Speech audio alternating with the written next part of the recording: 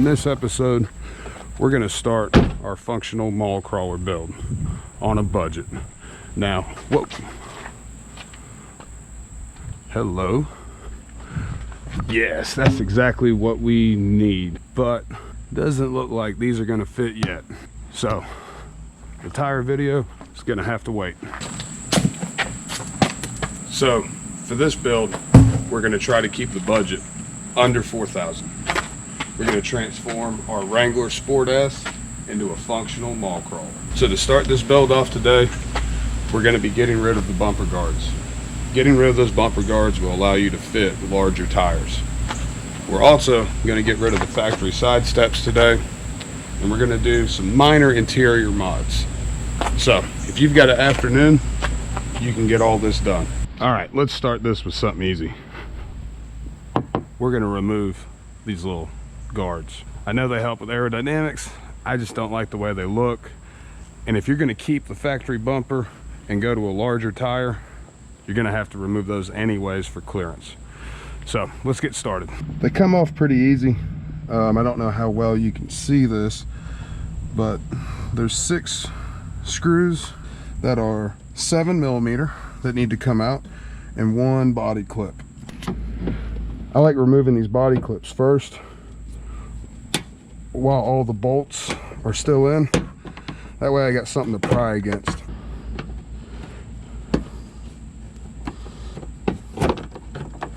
Now onto the bolts. If you want to make your life easier, use an impact, but if you don't have an impact, don't worry. It just might take you a little bit longer. And I can't reach these with my impact, so. Okay, so I lied. There's 7 screws. I found 1 right here. So we're gonna take the splash guard off. That's gonna take an 8mm on both sides and popping out some body pins.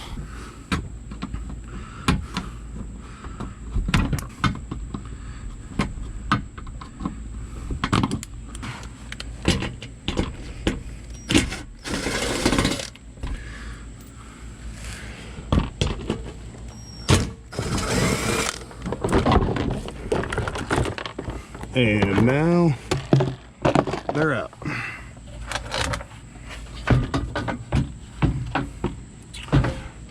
It looks like on the passenger side, or the right side of the vehicle, there's 1 body clip that goes to the fog light. And that's it. Dump the rocks out of this and we'll get it reinstalled.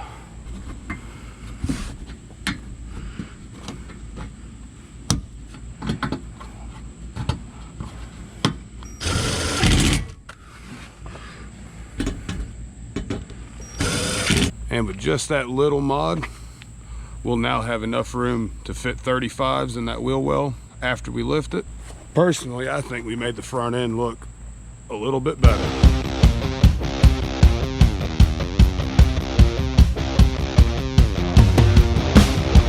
All right, next we're going to tackle these side steps.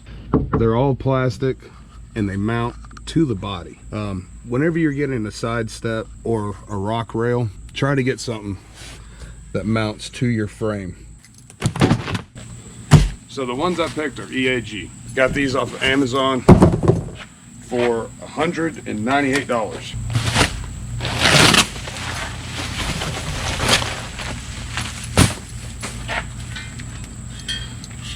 All right, the included instructions are 1 page and they seem simple. 13mm, 18mm socket wrench. You need the rock slider components, and there's 3 steps. So let's go ahead and get into this. You're going to need a set of metric wrenches, metric sockets, ratchet, extension, and I'm going to use an impact. I've also got a torque wrench ready just in case I have to remove the body bolts so I can retorque those to factory specs. let's get started. We're gonna take out the 13mm bolt.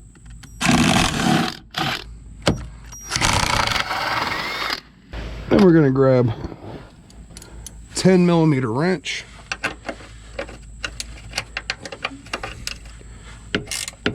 To remove these. All right, now for this side. And now we should just be able to pull it right off. So it looks like we got to take out the 2 nuts that are next to the body mount. Go.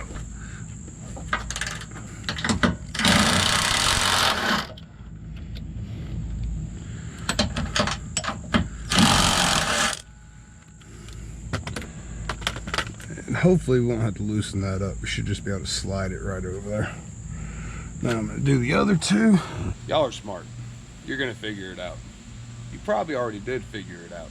So I'm not even gonna try to fool you through editing magic, because you're gonna know. You're gonna know that these look different. You're gonna know that I did the rest of the video without the side steps on. How different shirt, different day. You're gonna know I messed up. Let me show you what happens next. Oh shit, I hope I don't have to drill holes in this. There's no fucking nuts. Alright, so that fits.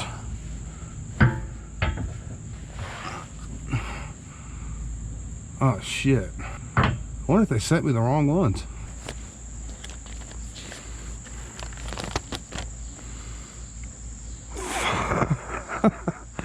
Two-door 07 to 18 JK. I wonder if they sent me the wrong ones. Oh shit. I ordered the wrong ones. Guess we're gonna have to make these work. Alright, so I fixed the issue. I looked up how JL side steps and rock sliders mount a couple different ways. So I made new brackets, I made the spacers, and I went out and got the hardware that we need, because we're going to be replacing the front body bolt. It's 80mm. We're going to replace it with one that's 120mm long. So we're going to get these on now. I hope they work. Let's do this again, just like before. I'm going to remove these 2 nuts. And now we're going to remove this body bolt. This bolt is going to be tight. It's held in with Loctite. There's a rubber isolator right here, and this is the body of your Jeep, where there's a plastic panel and carpet. I'm not going to recommend heating this up to try to loosen that Loctite, because the Loctite is that far up the bolt. What's going to end up happening more than likely is you're going to damage this rubber isolator. You could potentially, if you heat on top, melt your carpet or that plastic panel in there. What I always do is just get a socket with a breaker bar or a long ratchet. And what you're going to want to do is put firm, even pressure while you're loosening it up. And once you get to a certain point, you should be able to use your impact. Once you get your factory bolt out, inside that hole, there's going to be a keeper, so that once you do loosen this bolt up, it's not going to let it fall out. So you're going to have to get the bolt out of that keeper and then get this little keeper out of that hole in order to get your new bolt in it. All right, so we're going to put the spacer in here, get that lined up, then we'll get these nuts started just to hold it in place. And now we're going to take our new bolt, go through the spacer with Loctite on it, make sure the spacer stays centered.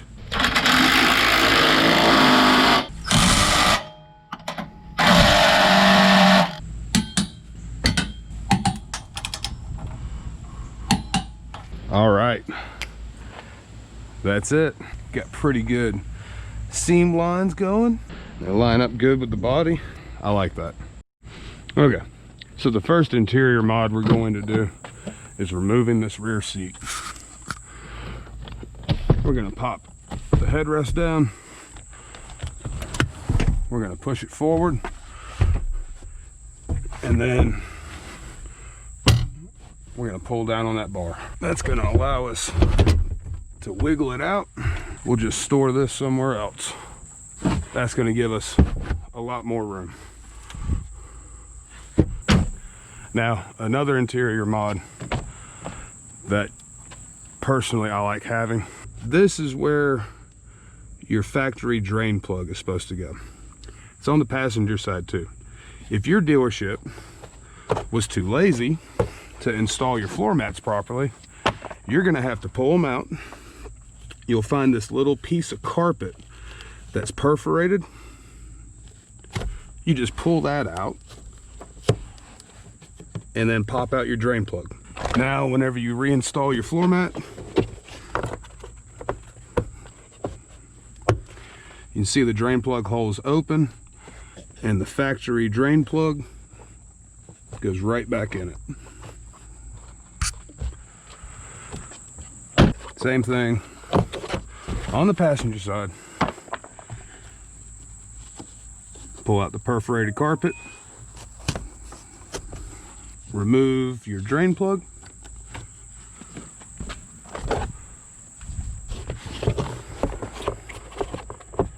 put our floor mat back in,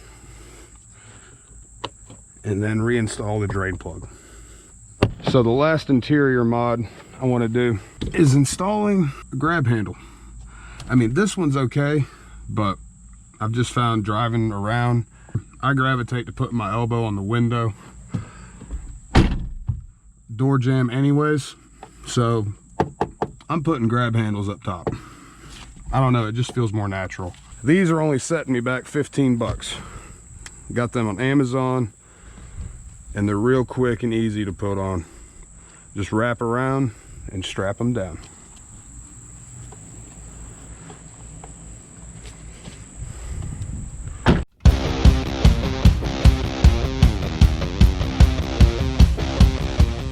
So, actual work time, about 3 hours if you buy the right parts. Hey, if you stuck with me this long, thanks for watching. I'm gonna go ahead and give you a glimpse of what's to come. The next video coming up is gonna be how I made those side steps work on a JL. So taking JK parts and making them fit a JL.